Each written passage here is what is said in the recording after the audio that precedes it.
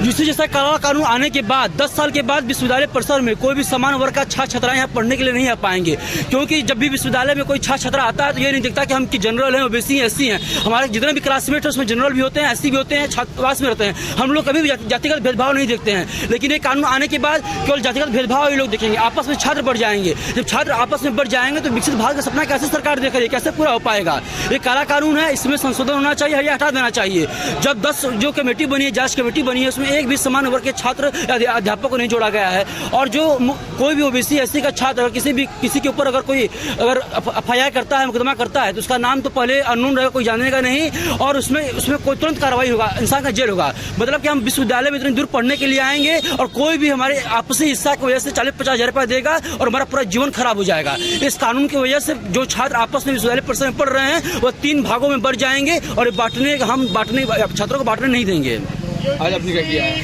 आज इसके काले विरोध में विश्वविद्यालय से ये लागू हो रहा है, इसलिए आज हम लोग पूरा संपूर्ण विश्वविद्यालय बंद किए हैं। इसके बाद पूरा बनारस बंद किया जाएगा, जरूरत पड़ेगा पूरा प्रदेश बंद किया जाएगा, लेकिन इस काले कानून को विश्वविद्यालय परिसर में लागू नहीं होने दिया जाएगा, छात्रों को आपस में बंटने नहीं दिया जाएगा, क्योंकि हम सभी छात्र एक हैं, एक रहेंगे। छात्र एकता जिंदाबाद सदैव रहा है, जिंदाबाद रहेगा।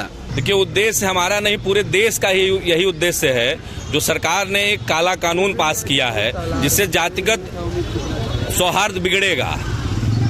कभी विश्वविद्यालय में हम लोग भी चुनाव लड़े, सब लोग वरिष्ठ छात्र नेता यहाँ खड़े हैं, कभी भी कोई जातिगत हम लोग में मतभेद नहीं रहा है, लेकिन ये कानून आने से सारे जातियों में विरोध है। हम लोग के साथ ओबीसी एससी सब लोग साथ खड़े हैं कि ये बेहद ही गलत कानून है, जिसमें हम सब लोग का नारा है, जैसे भाजपा सरकार नारा देती है, हम लोग भी भाजपा कार्यकर्ता हैं, सबका साथ सबका विकास। तो इसमें हम लोग का नारा है कि सबका विनाश सबका सर्वनाश हो रहा है, इसलिए कानून सख्त रूप से वापस होना चाहिए। ये कानून देखिए, ये इस कानून के अंतर्गत सबसे पहले तो ये कोई भी कंप्लेन करता है किसी भी जनरल कास्ट की तरफ कि हमको हमारे साथ किसी भी तरह की घटना हुई है, तो उसको 15 दिन के अंदर निलंबित करके यहाँ के सारे अनुदानों को रोक दिया जाता है। और जो कमेटी बनाई जाती है उस कमेटी के अंतर्गत भी किसी जनरल को रखने का कोई प्रावधान नहीं है, बिल्कुल प्रावधान नहीं है। तो ये सीधा सीधा ये तय करता है कि क्या हम लोग शोषक हैं, क्या हम लोग ओबीसी एससी एसटी का शोषण करते हैं। तो इस कानून से तो ये हो रहा है कि हम लोग शोषक हैं और बाकी लोग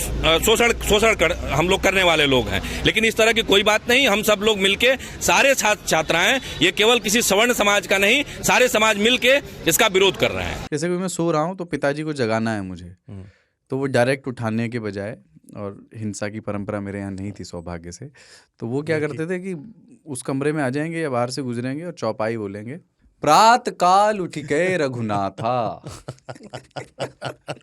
मात पिता गुरु नावई माता।